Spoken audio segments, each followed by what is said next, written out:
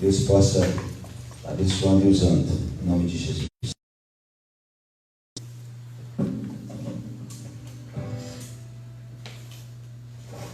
Glória a Deus.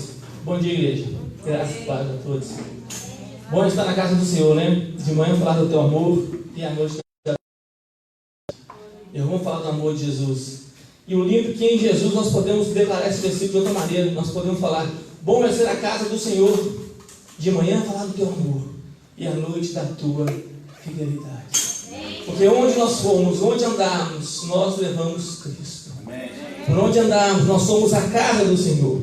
No Antigo Testamento, né, o povo era preso ao templo de Israel. Hoje, Cristo habita em nós. Amém, querido? Fique de pé, por favor. Aleluia. Obrigado, Jesus. Abra a tua palavra em Gênesis, lá no capítulo 4, versículo 25. Gênesis, capítulo 4, versículo 25. Glória ao teu nome, meu Pai. Santo és o Senhor Jesus. Amém, Senhor. Glória ao teu nome. Gênesis, capítulo 4, versículo 25. Amém?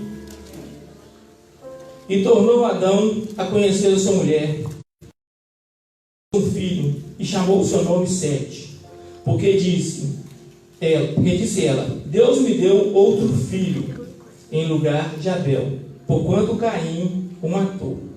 E a Sete também nasceu um filho, e chamou o seu nome Enos.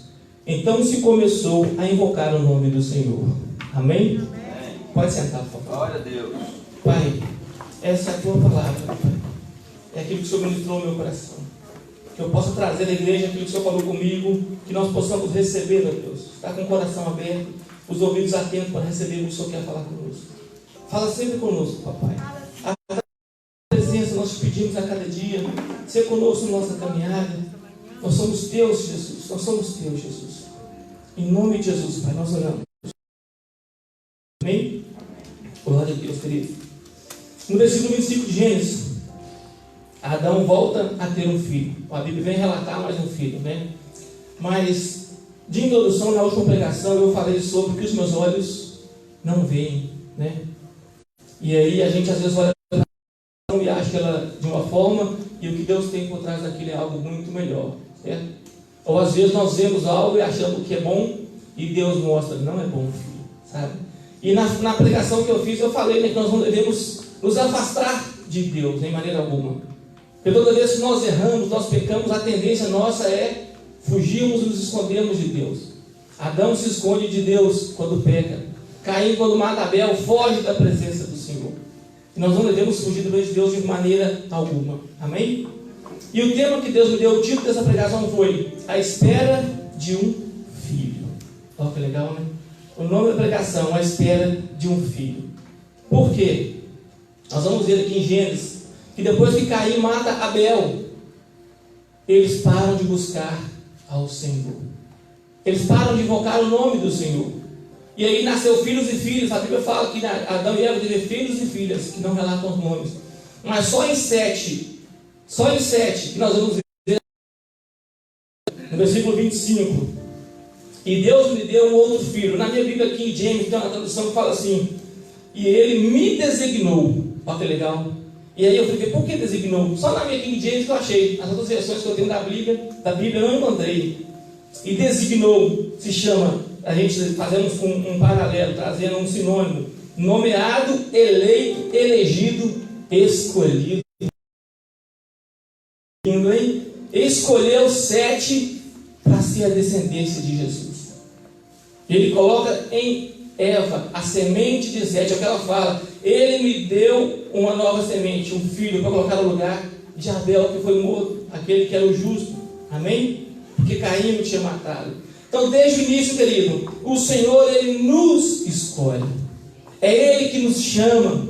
É Ele que nos atrai à presença dEle. Eu sempre falo isso, né? Eu sempre presença, porque se o Senhor não o atrair, nós vamos fugir da presença dEle. Nós vamos nos afastar dEle. Então, é Ele que nos escolhe. É Ele que nos capacita. Amém, querido? No versículo 26, Sete gerou Enos. Então, só depois de Enos é que vamos buscar ao Senhor. Não é em Sete. 7 é a semente que a partir dela eles vão buscar ao Senhor, mas é em Enos. E no decorrer do texto nós vamos ver que demora 105 anos para Enos ser gerado. Entre Enos e Caim, quase 200 anos, Jesus, o Deus Pai, esperando um filho. A espera de um filho. Legal, né? Por isso que eles estavam esperando, que agora eles estavam do Senhor. Voltaram a invocar o nome do Senhor. E invocar o nome do Senhor, querido, é muito mais do que apenas falar de boa, do que gritarmos, ó Senhor Jesus, pedimos um socorro. Sabe? Invocar o nosso nome do Senhor está precedido no tetragrama que era Yahvé, né? A tradução mais clara é Yahvé, não dá para pronunciar. É impronunciável o nome de Deus. Desde o Antigo Testamento, o nome de Deus, né, para nós no Brasil, nós temos 4 sílabas: Y, H, V e H. No hebraico é Yod, Rei, Vav e Rei, novamente. 4 sílabas só. Não tem como a gente pronunciar essas sílabas de uma fórmula correta. Uns tentam passar para Jeová. No hebraico não existe a letra J, então não é Jeová.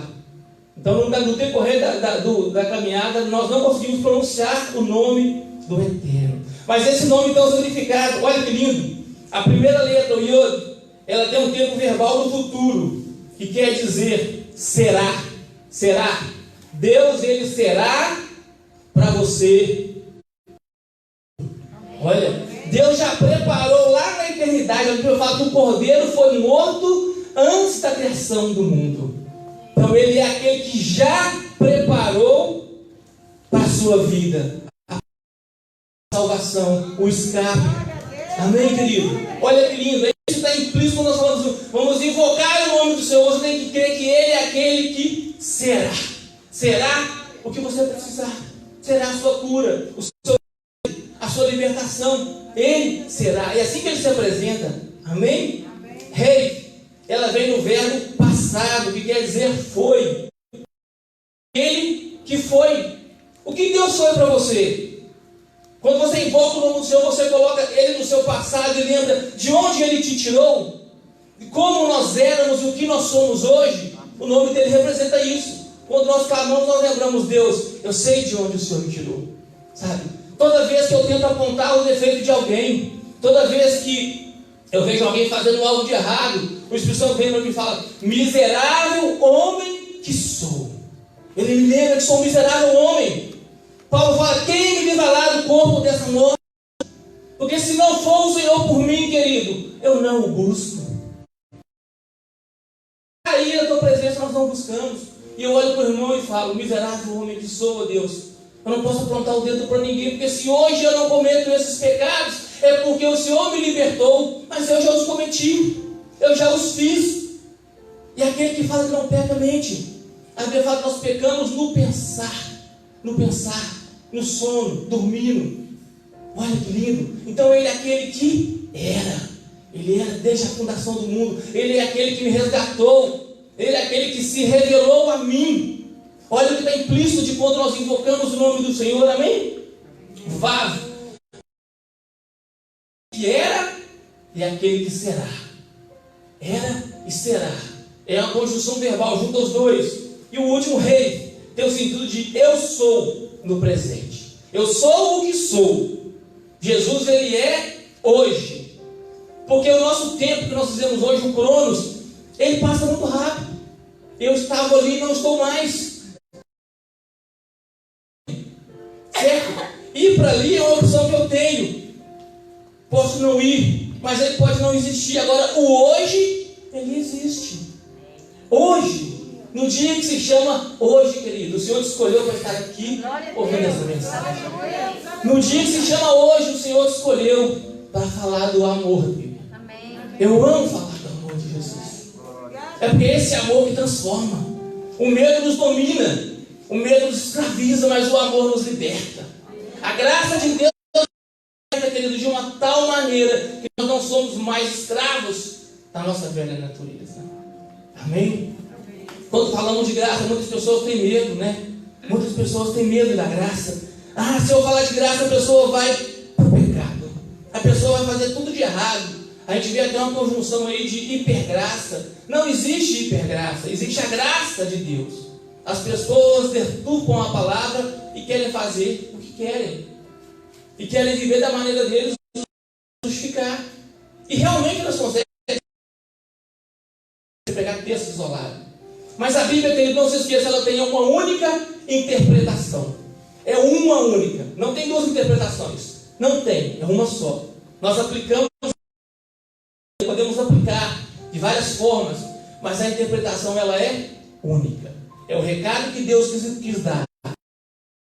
Específico. E o recado ele é dado. Amém? Então não tem como uma pessoa interpretar de um jeito e a outra de outro. A palavra é uma.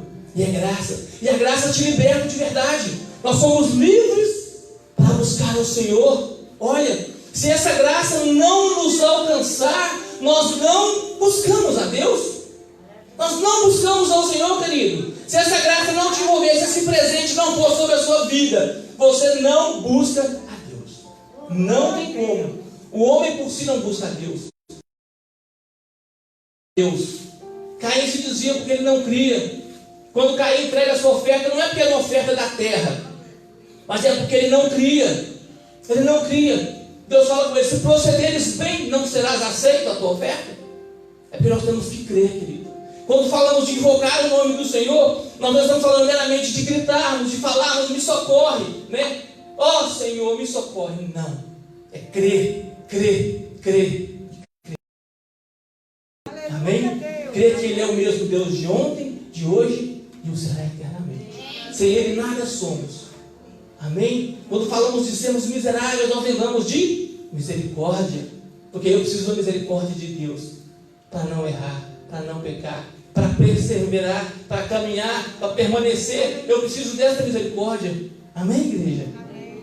Glória a Deus. Olha que lindo em Lucas 3:38. Não precisa abrir, não. Que era filho de Sete, que era filho de Adão. Deus. A genealogia de Jesus vai passar por Sete. Lá em Lucas ele vai relatar de onde Jesus veio. E no final como é que fica?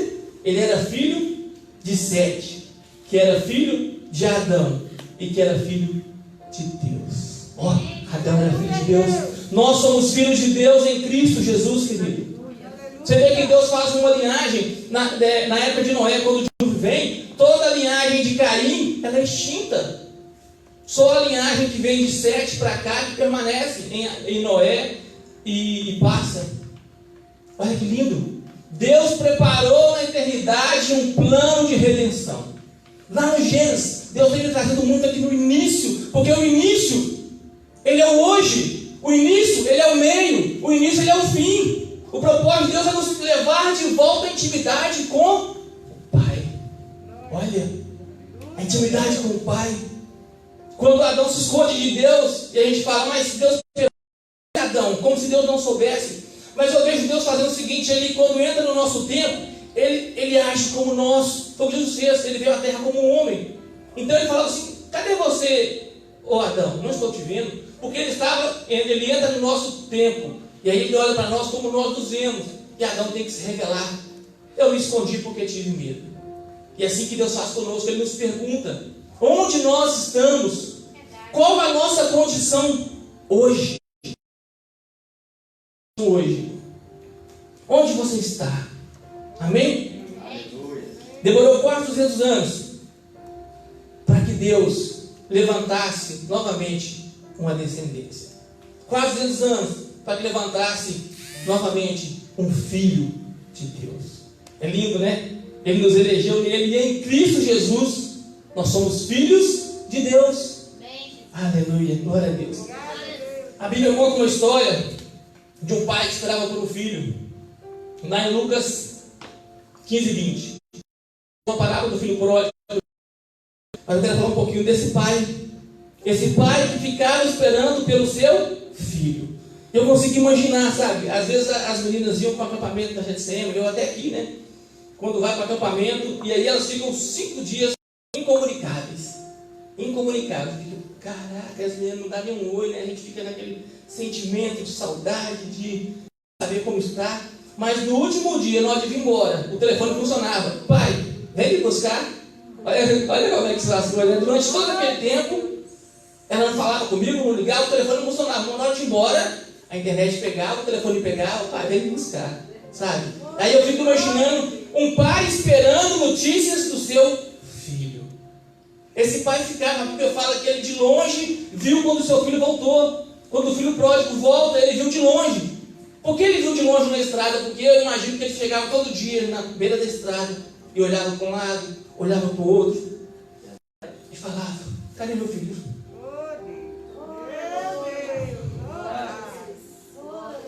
Cadê o meu filho?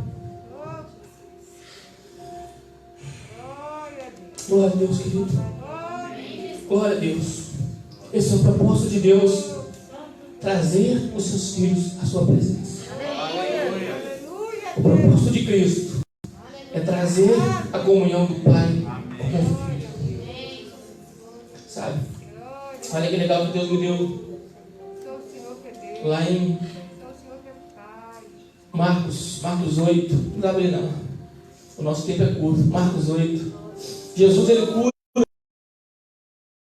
duas etapas para curar esse cego. É o primeiro texto na Bíblia que a gente ouve isso. Você fala: mas Jesus, por que ele não curou de primeira? Ele era o Deus vivo, sabe? Ele não curou de primeira. Aquele cego foi curado em duas etapas, em dois momentos. E aí, lendo o texto, você vai ver que ele estava dentro de uma cidade chamada Betsaida, onde Deus fez muitos milagres, muitos prodígios. E tanto que Deus alerta eles, foram feitos em outra cidade, eles teriam se arrependido. E o povo não se arrependia, vendo milagres, vendo prodígios, eles não se arrependiam. E aí Jesus pega esse homem que foi levado até ele e tira. E aí Jesus cospe nos seus olhos. Mas aí ele vê tudo turvo. Ele abre os olhos: do que você está vendo? Aí eu vejo as pessoas como que árvores. Pessoas grandes, altas, mas ele não enxergaram direito, como vulto. E Jesus toca nele pela segunda vez. E ele passa a enxergar claramente. Ele passa a enxergar claramente, querido. Eu quero te dizer, porque aquele cego, ele não era um cego de nascença, porque ele sabia o que era uma árvore. Vejo pessoas como árvores. Ele se tornou cego. Se tornou cego em um momento. Nós às vezes nos tornamos cegos na nossa caminhada. De olhar para o erro de alguém, de olhar para nossas finanças, de olhar para os nossos filhos, sabe? Nós saímos da posição que nós temos de filho e entramos numa condição de crer. E por isso não obedecemos. Por isso nós não somos libertos, porque nós não cremos. E o Senhor deve ter te tocado, e Ele sempre faz isso. Ele toca em nós por duas vezes. A primeira vez Ele nos toca com a salvação dEle, querido. Aleluia. Nós somos salvos, somos em Cristo, adotados pelo Senhor. Mas essa tradução e adoção na nossa cabeça, né, terrena, parece que é algo pequeno, que é algo assim: é só mais um filho que veio. Não, mas no contexto da Bíblia, a adoção quer dizer que eles foram gerados. Eles foram gerados igual Deus gerou Sete. E nós somos gerados. A Bíblia fala: nós temos que ser nascidos da água, que é a palavra de Deus, e do Espírito. Nós ouvimos essa palavra e aí nós somos gerados. Essa semente é gerada em nós. E ela brota no nosso coração e você recebe a salvação. Como que árvores. Tudo confuso. Por quê? Porque nós não entendemos. O Espírito Santo tem que tocar em nós pela segunda vez, para que os nossos olhos sejam abertos por completos. Amém. Amém, querido? João 1, de 12 ao 13. Contudo, aos que receberam e aos que creram em seu nome, deu-lhes o direito de se tornarem filhos de Deus, os quais não nasceram da descendência natural, nem pela vontade de algum homem, mas nasceram de Deus. Amém?